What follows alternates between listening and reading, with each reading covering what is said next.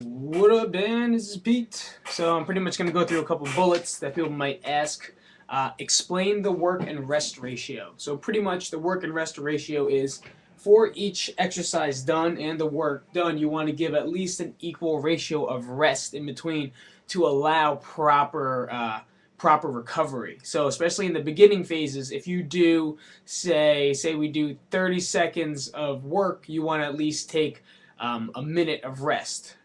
So that's 1 to 2. And as you get better, your recovery time is going to become faster, becoming a 1 to 1. So if we ask for say we ask for a 1 to 2 ratio, that means if you do 10 seconds of work, we want 20 seconds of rest. Or if you do 1 minute of work, we want 2 minutes of rest, and so on and so forth. And the recovery time is a very pivotal thing in your progress, especially in the beginning, and learning how to take that rest so your body regenerates enough energy to have the actual strength needed to perform the certain exercise. Part 2, we throw in reasons we put in activity week. Activity week is pretty much, since it's geared towards weekend warriors and working out, we don't want you guys to just think that working out is just about working out and just grabbing dumbbells and doing all things like that. Activity week is inserted in here, and the reason we put it in is so you guys go out and do things that you always wanted to do, whether it is pick up some go and pick up a 3-on-3 basketball game, go play softball with your friends, do a Tough Mudder, do something towards an activity. So every week on our down weeks, we're going to tell you to do an activity. That means training for something, because we want you to train for something, because training without anything, without a goal, is just a mindless set goal. So whether it is you want to play soccer, basketball, I don't know, play manhunt with your friends, go on a skirmish, do something that week, and make sure you sign up to do something that week, because not only are we making you a little bit more, I don't know how to say that, like not multi something, whatever, I'll fill it in. But we want you to break out of your comfort zone. It's comfortable to work out by yourself. It's comfortable just to work out and do dumbbells and bodyweight stuff, but to actually apply it to everyday life and actually playing a sport or picking up a game, or taking your kids to the field, that's more important to us than just working out. Reasons for gradual progression. Gradual progression, and the reason that we go week by week, day by day, and there's certain numbers of sets and reps, and making sure you take your time, is so your body doesn't get into an overtrain mode and you start getting injured. The gradual progression is going to help your body recover properly as well as work properly, and in the end, making sure you take those days off to fully recover, to get better, for your body to repair itself. Because without the repair and without the healing process, especially with scar tissue and your age and joint pain and knee pain and muscle tightness, not getting to the stretching and eating right and stuff like that, without gradual progression, you're going to end up getting hurt and or injured, and then just speeding through what you actually should be doing. Reason for loading and supersets. The reason for loading is because your body's going to get used to the relative strength. Once you master relative strength, which is pretty hard to do, but once you start getting to the proper forms, your body understands it. Your mind understands what it's doing. So what we do is we add load. And grabbing heavier weight is not going to make you bulky. It's going to make you toned. It's going to build up more muscle. And the more muscle you have, not saying the juice head muscle, the more muscle you have, the more calories you are going to burn at rest. So while you're resting and your body's full of all muscle, it's going to burn more calories by you sleeping, sitting down, sitting at your desk, doing nothing. You're going to be burning more calories than you were 2 months ago, 3 months ago, 4 months ago, whatever it may call. So loading it is going to help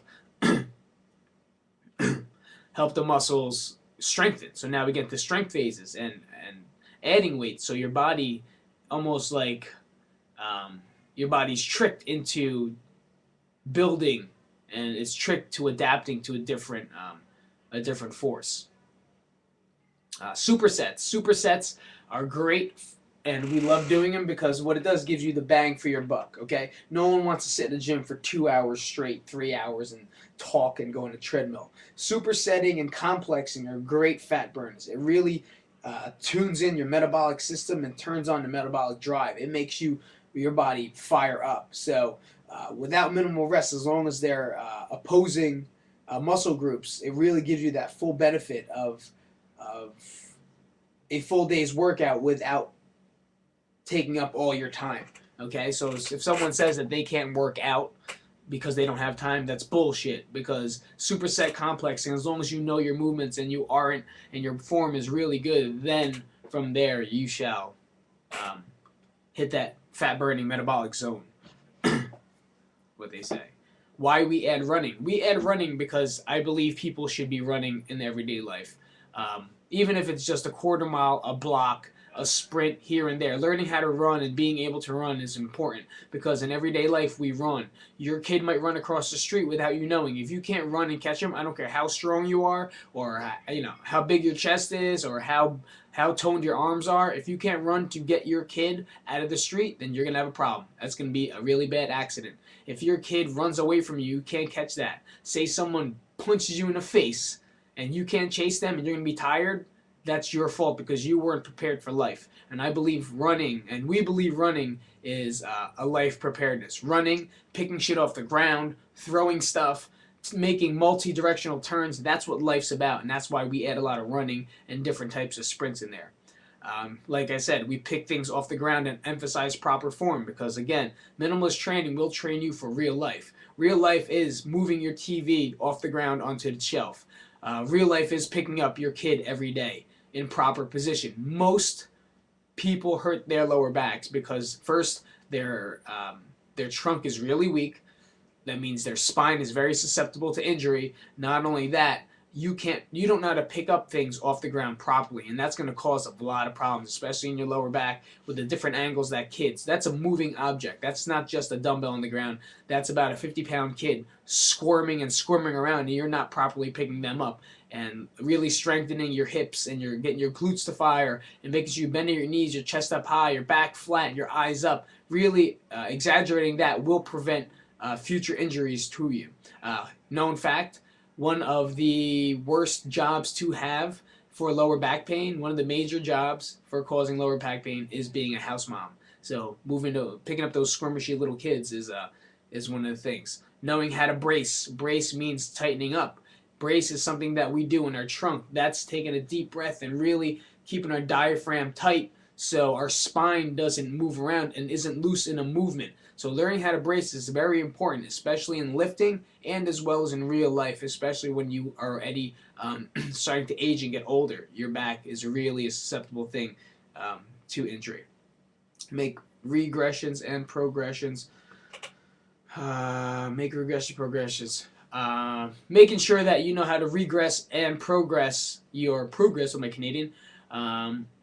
and progress your lifts. So if you feel good, say our counts ask for 10 to 15, right? And you felt like it was a breeze and not really that tired from it and actually feel like you could go bigger, then that's when you would progress your weight or add weight and load. Make sure you're heavier little by little. Could be 5, could be 10 pounds, could be 20 pounds, whatever you feel it is. But once it starts not hitting that 10 to 15 zone that we ask for, then you should lighten up. And if you're still hitting it, then see if you could go up each set and progress it till it stops hitting that number and you're hitting that sub-failure that we're looking for. Not really failure, but more of a sub-failure. Because you always want to keep a little bit in the tank. That always makes you fresh and that always prevents you from being injured. Regression. If your form sucks, say you videotape yourself. Best thing to do, especially in the beginning, is to videotape yourself. Set up a camera somewhere. Everyone has an iPhone. Everyone's got a Droid. Set it up for a little bit. Tape your movements. If your movements aren't good, it doesn't look like the ones that doesn't really match what we have in our videos or in our pictures and our index, then maybe you should regress it and take it a step down. Really learn how to perfect your movements, especially your relative strength movements, with your squat, your basic dead, your lunges, your push-ups, your pull-ups, your inverted rows, your planks, stability holds, stuff like that. Making sure those are on point and key is going to help you progress easier and progress correctly. Skipping those motions just to get shit done, and hopefully, just because it says it's week 3 doesn't mean it's week 3 for you. You might not be ready for week 3 yet. Your body still might be asking for week 1 and 2 again with a little bit of load. So think about that before you start progressing it rather than regressing it. And learning how to adapt to different things. So say you don't have a dumbbell or you don't have a sandbag. Try to think of something that you have. Think out of the box. You don't always need something. If you're on vacation, I grab whatever there is I have. Whether it be fucking a garbage bag full of sand, a garbage bag full of water. I'll pack up my suitcase with all my shit and I'll use that sometimes. So learning how to be creative is really important. And that's it for now, Dan. What else could I talk about? Week 1, week 2, that's our activity. Making sure we use different movements. Peace out.